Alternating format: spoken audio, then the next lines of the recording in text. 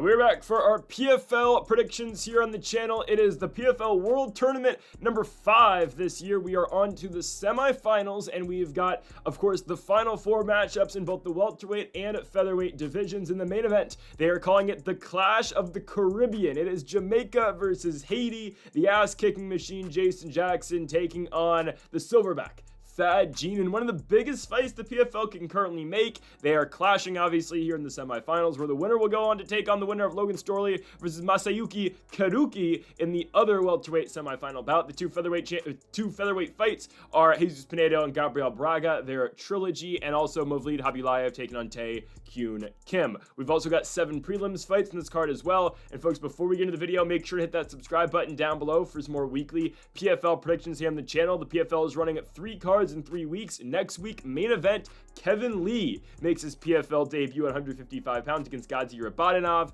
And then in 2 weeks, it is the 185 pounders and I believe the heavyweights over in the Wintrust Arena in Chicago, Illinois. Then after that, actually, is the PFL Europe after. So 4 weeks, 4 PFL cards, actually 5 PFL cards if you include the PFL MENA card. So make sure to hit that subscribe button down below for more.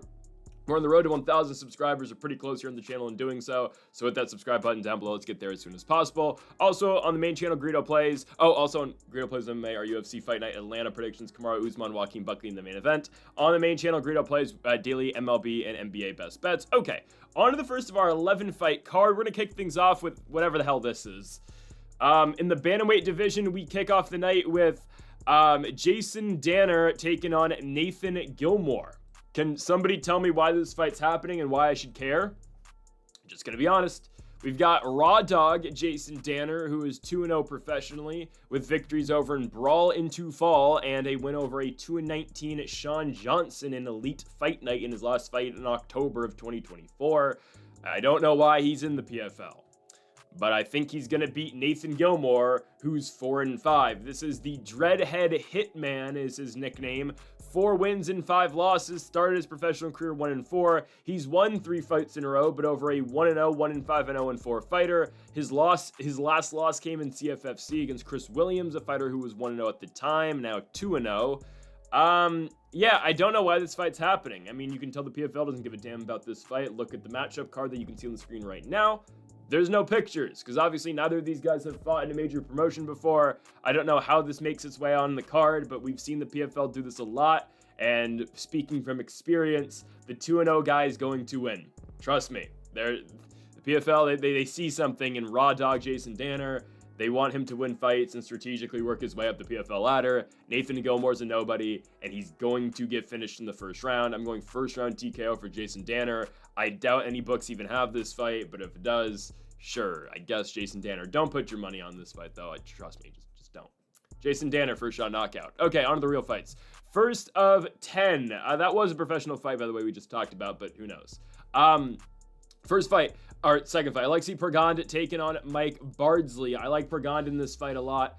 He's 5-0 professionally, 5-0 in the PFL. Another one of these guys, and we say this all the time with the Professional Fighters League, they work guys up the ranks just strategically, right? They give them, fighters that they're supposed to beat until they can either work, their prospect, and for this case, Alexei, into a PFL tournament, right? They don't want to immediately rush him to lose, so they give him guys they know he can beat. Right, they've been doing this for a couple years with Pergande. They started it in 2022. Only had 1 fight in 2024. This will be his first outing here of 2025. And he's taking on the 5-1 Mike Bardsley. This is a guy who has fought in PFL before. Lost to Brian Zurcher back in June of 2023 it was a nasty knockout Zurcher got against him. I remember that's when Zurcher had a little bit of hype around him. Regardless, though, since then Bardsley has won back-to-back fights against a 1-1 Alexei Bell and Daniel Bull in his last fight by rear naked choke in the second round. I'm not moved by either of those performances.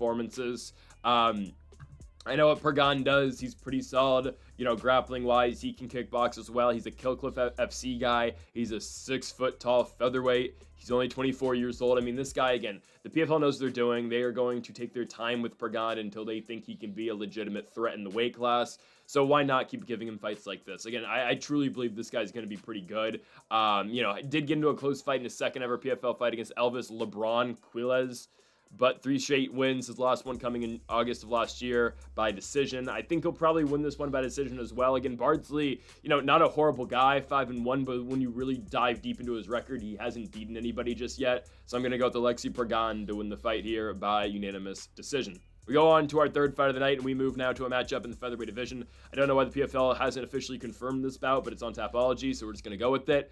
Adjoudj taking on Yves Landu. I don't know why this fight's not on PFL Europe, because we got 2 French fighters here, but it is what it is. You got SPG Ireland's own and Adjoudj taking on, I don't know why I thought Landu fought out of MMA Factory. Regardless, is he training in Thailand now? I guess he is. Anyways, not a bad matchup. It's just Landu's 38. This guy's been winning fights. He's won 5 consecutive fights, and this is honestly a pretty good fight buried on the undercard. 5 consecutive victories for Yves Landu after losing by decision to Tim Wilde back in October 2021. Wins over Gavin Hughes, Walter Calandrio, Piotr Nolzetsky, Isao Kobasi, and Jonas Bilaharo. So for 5 straight wins for Landu. Back-to-back wins, though, by split decision. Was supposed to fight Gabriel Braga earlier this year in the PFL World Tournament. Landu had to pull out due to visa issues, so let's hope he actually makes it to fight night this time around. And for Adjoudj, this is a good fighter. He is, right? SPG Ireland guy, obviously. John Kavanagh fighter. The guy's 6-1 in Bellator, with his only loss being his first ever professional bout in February of 2020. So the guy has won 9 consecutive fights. He's won in the PFL before. His last fight in November of 2024, a submission victory over Jose Perez in Bellator, right? Ran through the competition, a big win over Liam McCracken, Georges Sasu, Ibrahim Hassan. He's had pretty big victories. The knockout that he got back in May of 2024 on, I believe, the final Bellator card ever. Asil's solid, right? He's a good striker. He's a pretty good grappler as well. And he really hasn't shown too many holes in his game yet. Now, this is a step up. Don't get me wrong. Landu's a guy who's had a million professional fights, right? This is going to be walk number 31 into, I usually say an octagon, but usually into the MMA cage for Yves Landu. It's going to be a test, don't get me wrong, but if Adjoudj is anything what we think he is, I think he's going to handle Landu in this one. Expect the fight to be contested on the feet and on the ground. I would expect, again, Asil to mix it up a little bit. I just think he's all around better. He's the much younger fighter as well, right? Asil, 26 years of age. Landu, on the flip side, he's 38. Again, he has won 5 consecutive fights, but back-to-back fights by split decision. And, not to discredit his wins, but I know he was an underdog in the Jonas Belhandro fight, but who had that guy really beat going into it, right? He's a pretty sizable favorite against Kobashi, and he won by split decision. I'm not moved. I think we were expecting, and a lot of people thought Gabriel Braga was going to beat him if that fight did happen earlier this year. So I think Asil does get him. Again, who knows if the fight even happens, because that's how the PFL works. A million of their fights get canceled on a weekly basis, but I'm going to go with Adjoudj training out of SPG Ireland to beat Yves Landu. I believe he'll get it done by decision.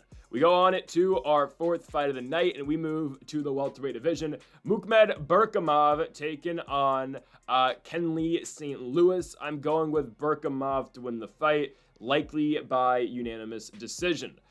For St. Louis, this is a 10-4 fighter who is yet to make the walk in the PFL Smart Cage, if they're still calling it that. It's a CFFC guy, right? Fought in PFL Challenger Series, but never officially got to fight, obviously, in the PFL. The 2 wins in the Challenger Series is over a 7-5 Nick Ali and a 14-6 Paulo Henrique Lea. His last victory in CFFC, a 6-3 win over a 6-3 fighter in Colin Luberts by split decision. Not moved. Again, St. Louis has looked all right on the regional scene in CFFC. He's 34, though. He's 34, officially making his PFL debut. Berkhamov, I think, leaves a lot to be desired. We saw Thad Gene knock him out, and obviously that's where I'm a little bit concerned here, because he just got knocked out by Gene just a couple months ago.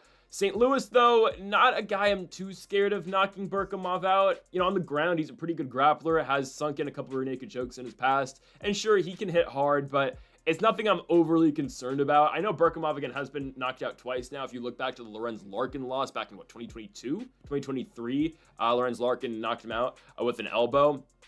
But Berkhamov since then, right, back-to-back victories over Herman Tirado and then Ray Cooper III. Lost to Thad Gene, but obviously we know how good the Silverback is. He's getting a shot in the main event, and I'm going to talk about that in a little bit, about how I truly believe that's one of the biggest PFL fights ever. I don't think they're promoting it as such, because the PFL does a horrible job marketing their company and marketing their brand, but that's neither here or there. So I really don't put much in the loss of Thad Gene. I think Thad Gene's just that good, and he's going to run into a tough fighter in the main event. I think Berkhamov's all right. You look at his run in Bellator, 2-1, wins over Jaleel Willis and then Tirado, and just he had the 2 fights against Lorenz Larkin. It is what it is. The Thad Gene loss is going to happen. Kenley St. Louis, to me, is just a regional guy who's finally getting that step up. I wasn't overly impressed with his victories on the Challenger Series just because they weren't against the best fighters. This is a guy who's been around CFFC for a very long time and never held their championship. He's 34, still fighting in the regional scene. I just think Berkhamov's on a slightly different level. I think this one will go the distance, and I think Berkhamov will go out there and pick up the win. Again, on the feet, I'm interested to see how this goes. I don't think Berkhamov's bad on the feet. He just doesn't have really any finishing potential. And his chin does leave me a little bit concerned. But on the ground, okay, St. Louis is supposed to be a good grappler. I think Berkhamov's still better, though. So I'm going to go with the Russian and Mukhmed Berkhamov to win this fight over Kenley St. Louis. I'm expecting the Russian to take this one by unanimous decision. We go on to our next fight, and we stay in the welterweight division. Joseph Luciano takes on Sarek Shields, and this is going to be a tournament alternate fight, just like the Berkhamov-St. Louis fight was a tournament alternate fight. Now, I don't know how this is going to work because who's going to be the first guy to step in? I don't know. But anyways, Joseph Luciano takes on Sarek Shields. Luciano, you might remember him from the first round of the tournament where he lost to Logan Storley by unanimous decision. I remember at the time talking about Logan Storley, and we'll talk about him later on in the video. But originally, Luciano was supposed to fight Shields, right? That was supposed to be the first fight that he had. Then, everyone got rebooked. Originally Luciano was supposed to fight Thad Gene. Thad Gene got to fight in the tournament. And then Luciano was supposed to fight Sarek Shields. But Luciano got the Logan Storley fight. And I don't believe Shields had a fight. Yeah, he just got screwed out of having a fight in general. This is a guy who has not fought since July of 2024, where he beat Faber Sell by Darce choke, did Shields. Got to fight in LFA, got flying kneed and knocked out back in December of 2023 in his 4th LFA appearance. He has a fight against Thad Gene in which he got knocked out in the 2nd round back in LFA 128 in April of 2022. I look at this fight, I just think Luciano has a clear advantage grappling. And honestly, again, I don't know if I want to say it's a clear advantage, but because Sarek Shields can grapple too. I just think Luciano is better down there. I know we didn't really get to see a full potential Joseph Luciano in his last fight because of the loss to Storley. But I look back at the win over Stephen Hill in Bellator back in 2024. Big anaconda choke finish in the 2nd round. And this is a guy who fought in Eternal MMA, which is one of the bigger promotions over in the Oceanic region. It's that and Hex fight. Won the Eternal MMA Championship by 3rd round submission. This is a guy, again, who can go out there and get finishes on the ground. I know, again, that's what Sarek Shields does as well, and Shields in his own right has lost 2 fights in his pro career. They've both been by knockout in LFA. I just think Luciano's better, personally. There's a reason the PFL chose Luciano over Sarek Shields to go fight Logan Storley. It's just because they feel like Joseph Luciano is the better guy, and I think he's going to prove that. Shields, I don't think is horrible. But I look at the levels of competition, I just don't think it's close, personally. I think Luciano's fought some of the best guys over in Australia. Fought Jonathan Mikhailiev, who's now a UFC fighter, who beat Kevin Joustit in his last fight, right? Got to fight, who else did he fight? It was pretty solid. Fought a 7-0 guy in beatdown promotions. I think Luciano's better. We got to see him against Stephen Hill on the Challenger Series, Bellators in general. I think Luciano's better. I just think he is. On the feet, I don't know what to expect, I'm going to be honest with you, because both these guys aren't great strikers. I am going to favor Luciano slightly as well. I just don't know what we're going to get out of Sarek Shields. Every big step up in competition he's ever gotten, he's been knocked out in. I just think Luciano is going to be a better grappler. I think Shields, his own grappling game will stay him out of some spots, but I don't know. I'm going to go Luciano 1st round submission. I just think he's better down there, and this is, to me, just a levels fight. Sarek Shields has shown me nothing to prove that he can make this next step in the PFL just yet. If he wins this fight, all right, so be it. But I think Joseph Luciano is the better fighter. I'm going to go with him to win this fight by 1st round sub. We go on now to our next fight, and we move to the welterweight division. Magomed Umalatov gets the former UFC name and, a regional fighter who's been winning a lot of fights in the regional scene in Anthony Ivy. This is another replacement fight or an alternate fight, just like Berkhamov, St. Louis, Luciano Shields. These are all at 170 pounds. So legitimately, who's going to get to step up? You're going to have 3 winners at welterweight, and they're all tournament alternates. How does this work? I don't know. And why is there's only one at featherweight? It's the next fight, Jeremy Kennedy, Adam Borics. I don't get it. PFL doesn't make sense sometimes. And are they even going to sell out this arena in Nashville? Legitimately, it's on a Thursday night in Nashville, Tennessee. I don't know. Anyways, Anthony Ivy takes on Magomed Umalatov. I mean, the career turnaround for Anthony Ivy is crazy, right? This is a guy who got to fight in the UFC, went 0-2 over there, lost to Christian Aguilera, who was not that good in his first UFC fight. And then Brian Barberena beats Ivy by decision. They cut him. He goes to Fury, loses a fight, and honestly just gets horrible matchmaking. Fights Nikolay Veretnikov, who I know went 0-2 in the UFC and is likely getting cut after his loss to Austin Vanderford.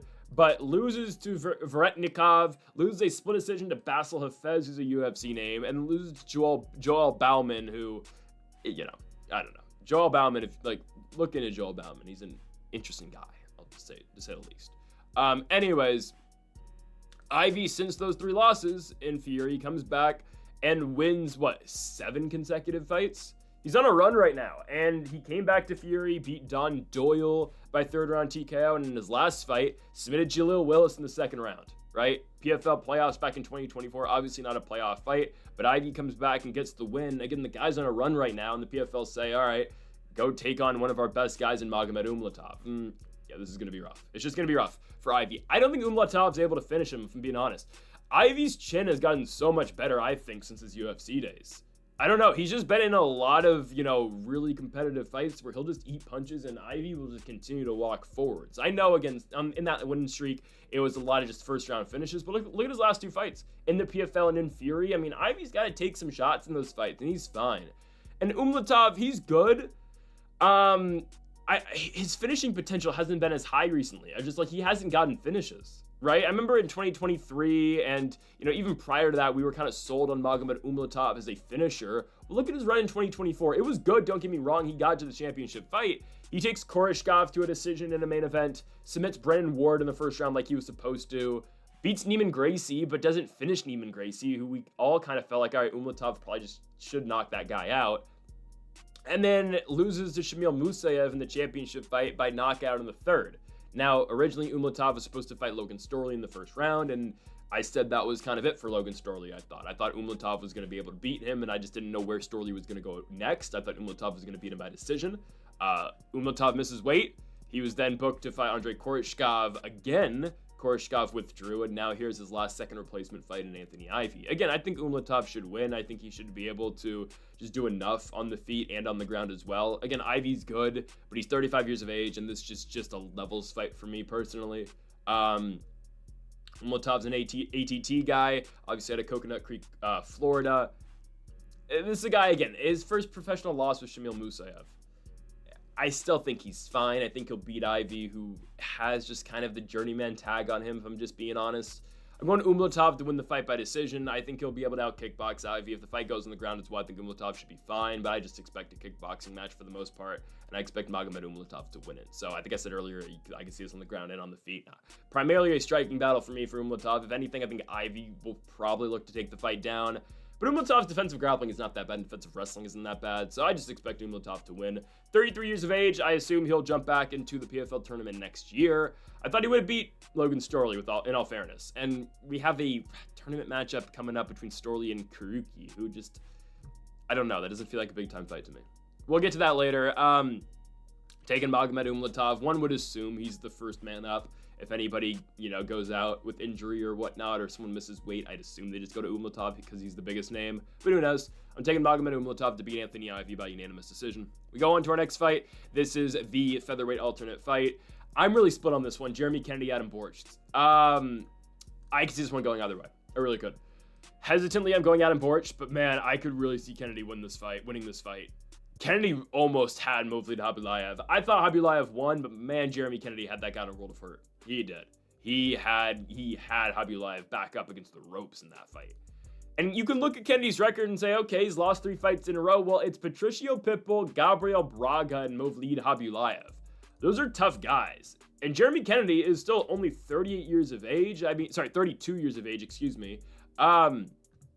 Came off a 3-fight winning streak going into his Pitbull title fight, beating Emmanuel Sanchez, beating Aaron Pico. I know there was an injury involved, and then beating Pedro Carvalho as well.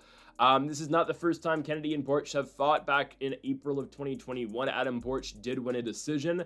And honestly, I've just kind of been underwhelmed with Adam Borics recently. It's just, I thought he was good. I thought he had a really good chance to beat Pinedo. I really thought so. I thought Pinedo was going to win, but I was kind of expecting more out of Adam Borics. He gets finished in the first round.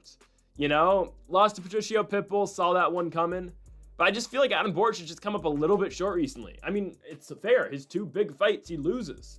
In fights where he's supposed to win, he's favored in like the Bardsley fight, like, the first Jeremy Kennedy fight. Sure, Borics is going to pick up the victory, but man, that Pinedo fight is not great. He just got knocked out a couple months ago, and Jeremy Kennedy is going to swing. Jeremy Kennedy is going to push the button. Jeremy Kennedy is going to get into Borics' face and try to put him away. Ultimately, I do think Borics will win. I think he's too skilled to not. But I don't know. I'm not confident at all. I could easily see Jeremy Kennedy go in there and really pressure Adam Borics and just kind of drown him, especially because, Borics just got finished a couple months ago. Don't get me wrong, right? Jeremy Kennedy took damage in the Movlid Khaybulaev fight as well. I mean, that was an all-action type fight, and it was a very competitive fight. But I could easily, right, see Kennedy just going in here and walking down Borics and potentially bringing the pace to him and just winning a decision. Hesitantly, I'm going Adam Borics, but again, not my most confident pick. I'm going to go with the Hungarian to get this one done, but easily, right, I could see this one going either way. So give me Adam Borics.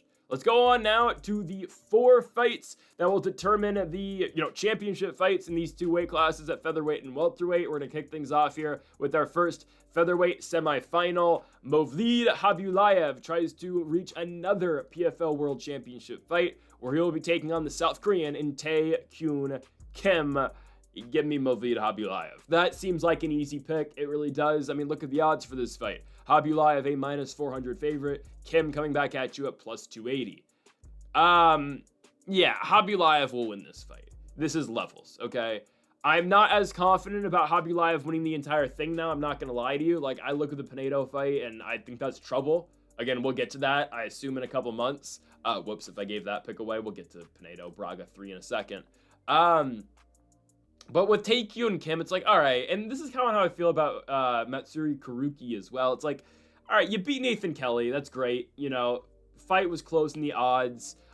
We had Kim to win the fight.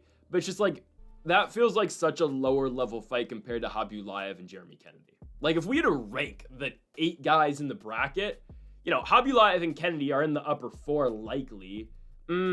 Yeah, probably. And Kim and Kelly are definitely in the bottom half of the 4. Hell, Kelly's probably 7 or 8 if we're just being honest, I don't know. It just feels like a discrepancy in skill here. It really does. Tae-Kyun Kim, right? An 11-1 fighter. Only loss is a split decision loss to Roman Bagatinov back in October of 2022 for the Brave Featherweight Championship. But it's just like, I don't know, man. Very unproven, other than the victory against Nathan Kelly. Second fight in the PFL.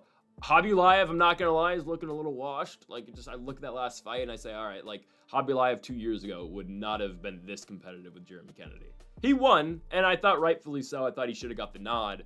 But Khaybulaev was getting stung in that fight. He was. I think he'll have enough to beat Tae-Kyun Kim, don't get me wrong. Like, how does Kim beat him, legitimately? What, is Kim gonna knock him out? I don't think so. Is Kim gonna submit Khaybulaev? I highly doubt that. Like, Khaybulaev, again, not the best offensive wrestler, but he's going to stuff takedowns, and he's not gonna let you just drown him on the mat as well. I don't see a pathway to victory for Tae-Kyun Kim. I think maybe it'll be through, if he's going to pressure Khaybulaev and he's got to get in his face like Kennedy kind of did. I just don't see it. I think Jeremy Kennedy's so much better than Kim is. And really, for me, right, Khaybulaev saw his hardest matchup, or saw, the harder matchup in the first round. Don't get me wrong, right? The championship fight is going to be really competitive. It just is, right? Whether if it is Pinedo or Braga, I'm assuming Khaybulaev would rather it be Braga. But those fights are going to be tough. Kim, to me, just feels like the worst guy left in the bracket. And I think it's an easy victory for Movlid Khaybulaev. I think it's going to be a decision likely. Just look for Khaybulaev to just out technically pace Tae-Kyun Kim in this one. It's a levels fight, man. It just is. Khaybulaev's better. He'll win the fight by decision. I am concerned about his championship fight. But Khaybulaev, man, still undefeated, 22-0-1. The guy's good. He's going to beat Tae-Kyun Kim by unanimous decision. I don't think Kim's the guy to take his O. Pinedo, we'll see. Let's go on now to our welterweight semifinal matchup here between Logan Storley and Masayuki Karuki. I'm going Logan Storley. Again, like I mentioned with the Taekyu and Kim fight, it's just like, I don't think Kikuiri's on this level. I think he's better for his weight class than Kim is. But guys, Kikuiri's victory was Giannis Bashar, and that was just such a weird fight. He wins it. Bashar can't make it off the corner at the end of the second round, but it's like, how is that guy in the 8-man world tournament? This is a guy who went to the Ultimate Fighter, lost in 20 seconds, and got knocked out by Robert Valentin. And he's fighting in the world tournament for the PFL. It just felt odd to me. It really did. And sure, Kikuiri does what he needs to do. And this is a guy who had fought in Bellator before, wins over Herman Tirardo and Alexei Shrukovich, which is great. But Logan Storley will out-wrestle Kikuiri, who is primarily just a kickboxer. Logan Storley, I mean, this is a Logan Storley built fight, right? I mean, I think people forget how good Storley can be because of the struggles that he's had, and that's why I didn't like the Umalatov fight for him, because if he had lost to Umalatov, it's like, all right, he's lost, 3 out of his last 5. Yeah, he lost to Yaroslav Amosov and Shamil Musayev, but you need to pick up wins, and you need to just keep your name, obviously, in the win column, and he did exactly that against Luciano. Again, Storley, it was not a fun fight. Storley did not take chances, but I'm not mad at it. He needed to find a way to win after beating Luka Postlet the fight before, which was not very fun either in, I believe, Sioux Falls, South Dakota. But I look at the Kikuiri fight, I say, all right, this is just a kickboxer that Logan Storley is going to take down, just dominate. I mean, look at the Michael Venom Page fight. I'm not telling you Kikuiri is the same style and the same level of kickboxer as MVP, because he's not. He's not at all. But Logan Storley took down MVP, and the way he won that fight obviously was on the ground. I know he didn't offer up much of a challenge on the feet, and that's why the final cards, did show split decision in that one against MVP. But Storley will take Kikuiri down. It's not going to be fun, don't get me wrong, but Logan Storley is going to win a wrestling match, and he's going to win by unanimous decision. It's just a levels fight, guys. It is. Kikuiri's a much bigger guy, don't get me wrong, right? Logan Storley 5'8", 5'9". Kikuiri is 6 feet tall. But this is a guy in Logan Storley who's been around for a very long time, obviously. He knows how to win fights like this, and he's going to find himself in a PFL championship fight. Really, which I didn't anticipate to start the season, don't get me wrong. At least when he was initially booked against Umalatov. But I mean, who's Kikuiri's best victory? Tirardo? I don't know. This is a Pancrase guy, obviously. Came over to Bellator when PFL bought out Bellator. He came to the PFL as well. I'm not going to tell you he's as low level as I think Taekyu Kim kind of is. And that's disrespectful to Kim, but I don't think he's as low in the rankings at, 170 as Kim is. But again, I just don't think it's that tough of a test for Storley. Storley's seen good kickboxers before. I don't care how good of a kickboxer Kikuiri really is. He's not going to be able to stuff multiple takedowns from Logan Storley, because that's all Storley's going to offer him in this fight for good reason. That's his easiest pathway to victory, and it's really his only pathway to victory. So Logan Storley wins the fight. He's not going to get stuck in a kickboxing fight like he did against Shamil Musayev, right, where that was just danger. I expect Storley to put on the wrestling boots and just grapple the entire fight. Logan Storley will beat Matsuyuki Kikuiri by unanimous decision. We go on now to the featherweight co-main event. It is the trilogy fight. Jesus Pinedo taking on Gabriel Braga. Big fight, really is, right? It is rare the PFL put together, trilogies just within their own promotion, but here we are. And these are two, I don't want to say homegrown guys, but two guys who, yes, are popular because of what they've done in the Professional Fighters League. Jesus Pinedo, Gabriel Braga, how did they both get here? Well, Braga, submitted Frédéric Dupois by first round sub with a rear naked choke. He's a huge favorite in that fight and obviously took care of business. And for Jesus Pinedo, he's coming off another big finish in which he knocked out Adam Borics in the first round like we talked about earlier. Now again, like I mentioned, this is the third of the trilogy. The first fight was fought all the way back in April of 2023. It was a split decision win for Gabriel Braga. Really competitive fight, obviously, but Braga got the nod. Pinedo worked his way back into the PFL playoffs by beating Brendan Loughnane. He ended up beating Bubba Jenkins in the semifinals as well.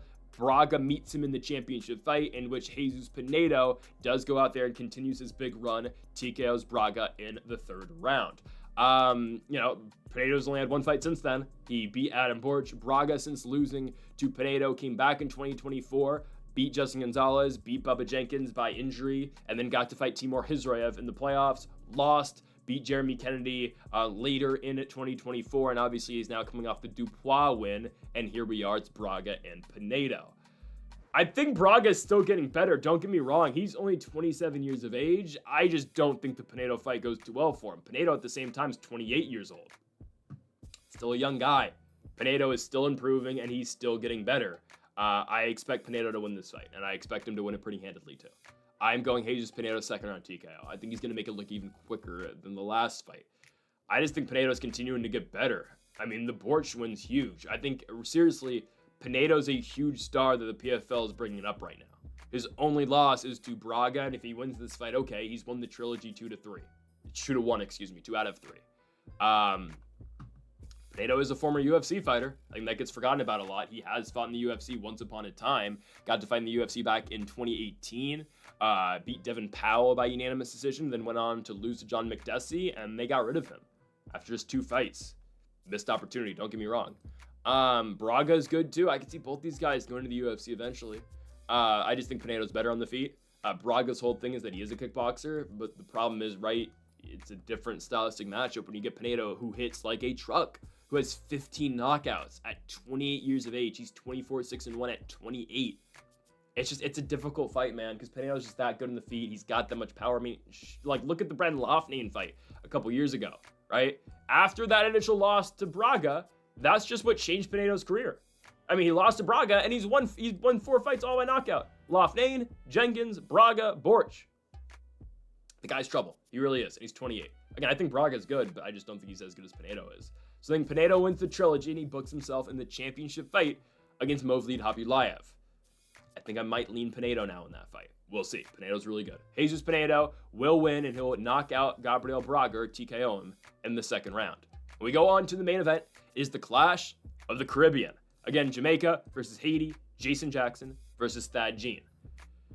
I know we're high on the Thad Jean hype right now, guys, but Jason Jackson will beat Thad Jean, okay? The ass-kicking machine will get his way here. He's going to wrestle Thad Jean, and I don't think Thad Jean has anything to offer back at him. I'm just going to be honest with you. This run has been fun, don't get me wrong, right? He wins his last fight, you know, asks for a date with Dakota Ditcheva. That's something. He's only 26. The guy's only going to get better, don't get me wrong. Jason Jackson is in the prime of his career. He's 8 years older, but this is a guy who has won world championships before. Just because he lost to Ramazan Kurmagomedov back in, June of 2024 does not mean he's washed at all. Jason Jackson came back and responded with a second-round submission win over Andrei Koreshkov. Again, originally supposed to be a different fight, I believe. No, I think it was always supposed to be Koreshkov. Yeah, Jason Jackson, again, does what he needs to do, right? A dominant win for Jason Jackson in that one. Utilizes the new PFL elbows as well, right? Look at what he did in Bellator, obviously, right? The big run. He beats Paul Daly, Neiman Gracie, Benson Henderson, dominates those guys wrestling. Douglas Lima finishes Yaroslav Amosov in something that really nobody saw coming, and we all thought, oh, if Jason Jackson's going to win, it's just because he finds a way to out-wrestle Yaroslav Amosov. No, he TKOs him, right? Then knocks out or TKOs Ray Cooper as well. I know, again, that was a easy matchup for Jason Jackson. I think the ass-kicking machine's much better than Gene. Gene's opportunity to win the fight is through the knockout, obviously, and that's really the only way he's going to win. I just don't know how he's going to respond to the constant pressure and wrestling of Jason Jackson. This is such a physically strong guy at 170 pounds. He is. Jason Jackson has crazy strength, and I just don't think that Gene's going to be able to get away from that. I don't know. I think there's a potential of this fight being really underwhelming to the point where the PFL is going to really, they're going to promote this fight. They're saying, all right, this is our up-and-coming fiiter and Thad Jean, and, they did the whole face-off, obviously, after Jackson beat Koreshkov, and they're getting people really excited for this fight. That's great. Because Gene, got posted on all the ESPN MMA socials. Everyone was hyping this guy up for a good reason. Again, it was a huge knockout, and he's a fun up-and-coming guy. This is just not the type of fight you want for him, though. A wrestler in Jason Jackson who's good, he's credentialed, and he's proven. And Jason Jackson's not going to allow Thad Jean to fight the style of fight that Thad Jean wants to fight. It just won't happen. Jason Jackson's going to go in there, he's going to wrestle, and he's going to be on top of Thad Jean for most of the fight, if I'm just being honest. And I just don't see the pathway for Thad Jean here. I just don't. I'm taking Jason Jackson by decision. Again, Thad Jean's his way to win this fight is going to be via the knockout, but look at his wins, guys, and he has fought nobody even close to Jason Jackson is. Again, don't forget how good Jason Jackson is. Thad Jean's victories are Ali Omar, Roman Debinay, Chris Brown, and Mukmed Berkhamov. Berkhamov's a huge victory. Don't get me wrong, Thad Jean was getting tagged a little bit too before the knockout. Again, he was winning, but that was a firefight, obviously. He's never fought anybody with the wrestling credentials of Jason Jackson, and he just hasn't fought anyone at the level of Jason Jackson yet. And it's really not even close either. I think this fight's really one-sided. I know they're getting excited. PFL's getting people excited for this fight. They want Thaddeus to win really badly. But if Jason Jackson just implements his game plan and sticks to the plan of just wrestling and just never letting Thaddeus breathe, yeah, Jason Jackson's going to win, and he's likely on his way to win the PFL tournament because he's going to get Logan Storley next, and I think he beats Logan Storley. We'll see. But I've just seen Jason Jackson manhandle so many guys. I mean, the Benson Henderson fight really sticks out to me. I know the fight wasn't fun at all, but it's just like there is no room for Benson Henderson to do anything in that fight, right? Look at the Koreshkov fight. Jason Jackson gets him down, finds a submission, something that he hasn't really done often. The ass-kicking machine's still pretty damn good. He's 34 years of age, but I'm taking Jason Jackson to beat Thaddeus and unfortunately squash the hype for now. I think Thaddeus going to be back. But also at the same time, guys, there's a reason why the PFL didn't initially schedule Thaddeus in the tournament. He was supposed to fight Joseph Luciano on just a feature bout, and then obviously all the guys pulled out, visa issues, injuries, and they had to fill Thaddeus into the tournament. Jason Jackson's always been here. He's had his eyes set on the PFL championship for a while now. He's been the big favorite for a while, and he's a pretty big favorite in this fight as well. Jason Jackson, I believe, minus 300, minus 250, Thaddeus plus 195. Yeah, give me the favorite here. Jason Jackson to squash the hype. He will go out here and out-wrestle Thaddeus, and he will win a unanimous decision. I'm taking the ass-kicking machine. So, folks, thank y'all for watching our PFL 5 World Tournament here in 2025 predictions. If you have not yet, though, make sure to hit that subscribe button down below for more. Make sure to leave a like if you did enjoy the video. Make sure to comment if you do disagree with any of the picks. We'll be back next week for more PFL action. And, of course, go check out our UFC predictions this week and next week with the UFC Azerbaijan card, again, weekly here on the channel. Folks, thank y'all for watching. Make sure to hit that subscribe button down below for more. Make sure to leave a like if you did enjoy the video. Make sure to comment if you do disagree with any of the picks. Folks, thank y'all for watching. And Mamba forever.